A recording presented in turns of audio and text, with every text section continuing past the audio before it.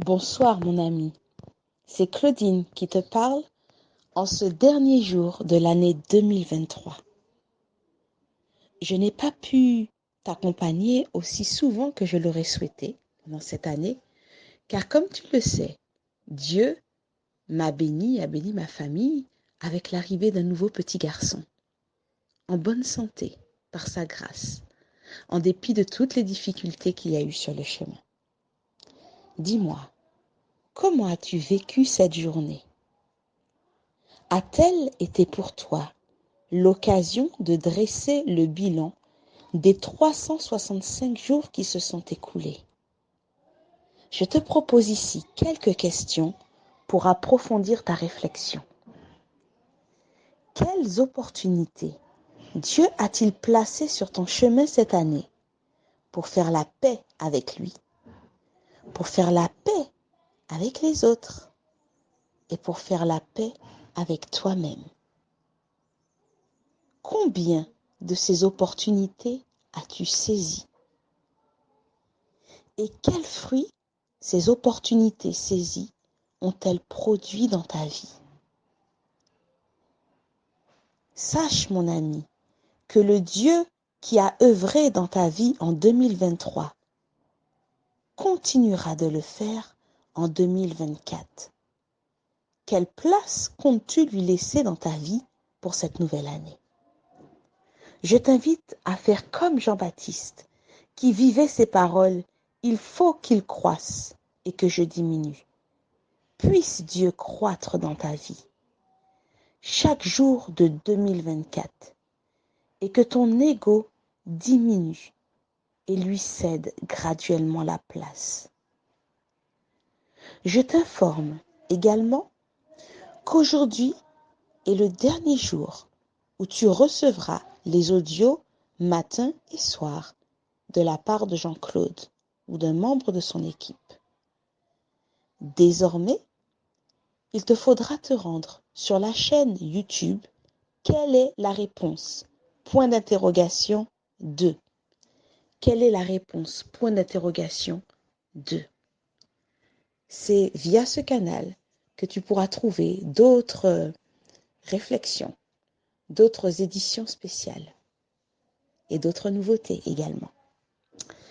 Pour ce soir, je t'invite à invoquer Dieu avec moi avant de tourner les pages du livre sacré et de découvrir le texte pour aujourd'hui. Prions ensemble. Seigneur éternel, gloire te soit rendue pour cette année, parce que nous sommes encore vivants pour te louer, pour te remercier, pour compter tous les bienfaits dont nous avons été l'objet cette année. Nous te rendons grâce, nous te rendons l'honneur qui t'est dû. Nous déposons devant toi nos errements, nos fardeaux, nos péchés, nos iniquités. Et nous te demandons de nous laver, de nous en purifier et de nous permettre d'être libérés de tout ce qui nous retient pour pouvoir marcher dans tes voies. Ce soir encore, éclaire-nous par ta parole au nom de Jésus. Amen. Le texte que nous allons lire se trouve dans Apocalypse 22, les versets 17 à 21. Et l'esprit et l'épouse disent: viens. Et que celui qui entend dise: viens. Et que celui qui a soif vienne. Que celui qui veut prenne de l'eau de la vie gratuitement. Je le déclare à quiconque entend les paroles de la prophétie de ce livre. Si quelqu'un y ajoute quelque chose, Dieu le frappera des fléaux décrits dans ce livre.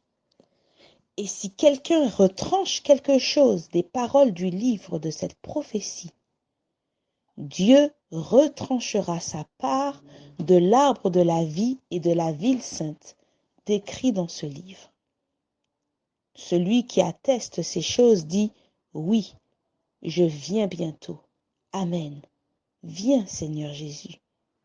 Que la grâce du Seigneur Jésus soit avec tous. Au fil des textes que nous avons étudiés cette année, au fil de nos rencontres avec différentes personnes comme Ruth, Samson, Josué, la femme samaritaine et bien d'autres encore, tous furent à un moment donné habités par le profond désir d'appartenir à Dieu. Ce désir qui est parfois représenté comme une soif pressante, comme la soif de Samson après avoir tué 1000 hommes avec une mâchoire d'homme. Cette soif qui fut étanchée au rocher de l'Échi. Comme la soif du peuple d'Israël en marche dans le désert, qui put boire au rocher d'Horeb. Comme la soif de la femme samaritaine, qui rencontra Jésus au puits de Jacob, mais qui fut abreuvée directement des lèvres du rocher des siècles. Heureux ceux qui ont faim et soif de la justice de Dieu, car ils seront rassasiés. Cher ami, le désir de Dieu doit surpasser dans nos cœurs le désir de ses bénédictions, le désir des richesses, le désir des attraits de ce monde. Quand le royaume et la justice de Dieu occupent la première place dans nos cœurs, nous désirons sa présence et nous l'appelons de nos vœux. Nous lui disons, viens. Cet amour pour Dieu et pour sa vérité ne sont pas le fruit de tes propres recherches, mon ami, de tes propres actions, de tes larmes ou de tes prières. C'est le fruit de l'action du Saint-Esprit dans ton cœur, au fur et à mesure que tu réserves du temps, de l'attention à sa parole. La parole de Dieu doit arriver au point où elle fait complète autorité dans notre vie. Voilà pourquoi les versets 18 à 19 prononcent une malédiction sur celui qui serait tenté d'ajouter ou de retrancher la moindre chose. Car vois-tu, mon ami, l'homme charnel aime faire cela. Ajouter de son grain de sel pour aménager la parole de Dieu à sa convenance. Il est difficile pour cet homme de reconnaître sa misère, sa faiblesse, son dénuement et sa grande dépendance de Dieu. Il se croit riche. Il ne veut pas accepter le fait que sans Dieu, nous ne pouvons rien faire. D'ailleurs, le développement personnel, selon le monde, nous invite à croire que nous sommes puissants, sans limite. Et en cela, nous répétons le mensonge originel selon lequel vous serez comme des dieux.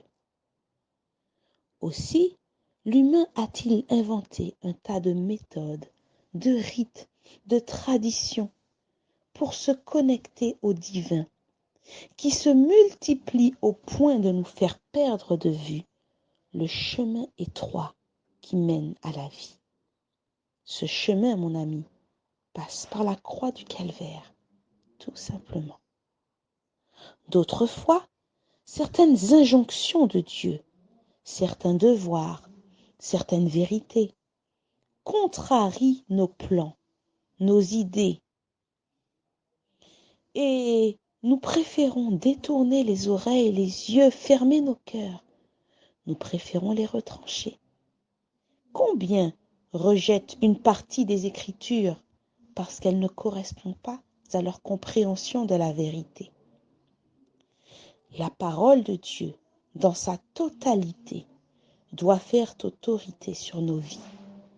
Car, nous dit le livre de 2 Timothée au chapitre 3 et au verset 16, toute écriture est inspirée de Dieu et utile pour enseigner, pour convaincre, pour corriger, pour instruire dans la justice, afin que l'homme de Dieu soit accompli et propre à toute bonne œuvre. Enfin, Les dernières paroles du chapitre du livre de l'Apocalypse, qui sont aussi les dernières paroles de la Bible tout entière, sont des citations directes de Jésus.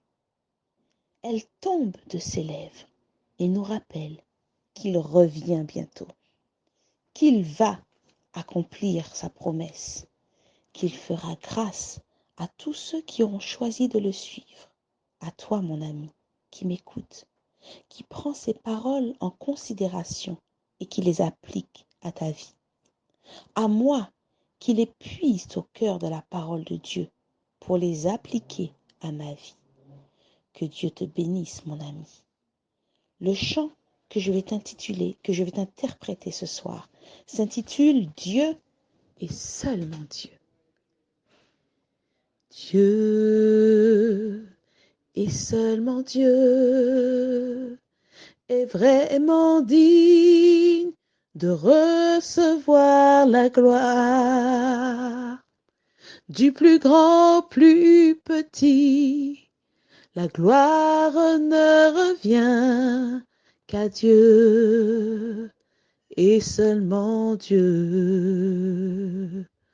Dieu et seulement Dieu créa ces choses que nous appelons nôtres, et aucune autre puissance ne peut changer ses plans. C'est Dieu et seulement Dieu. Dieu et seulement Dieu est vraiment digne de recevoir la gloire. Que tout ce qui respire élève ses louanges à Dieu et seulement Dieu.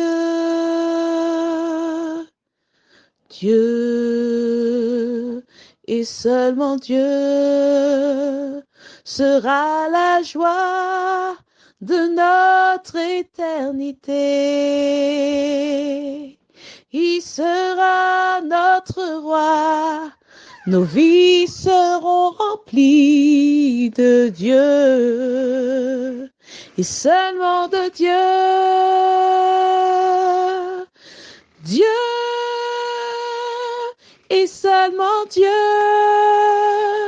est vraiment digne de recevoir la gloire. Que tout ce qui respire élève ses louanges à Dieu et seul. Que tout ce qui respire élève ses louanges à Dieu et seul. Mon Dieu.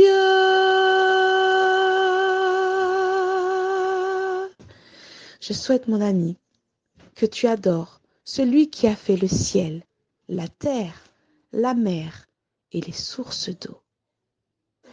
Je te rappelle qu'à partir de ce soir, tu ne recevras plus d'audio de la part de Jean-Claude ou de quelconque membre de son équipe, mais que tu pourras tout retrouver via YouTube sur la chaîne Quelle est la réponse ? Point d'interrogation 2. Que Dieu te bénisse, mon ami.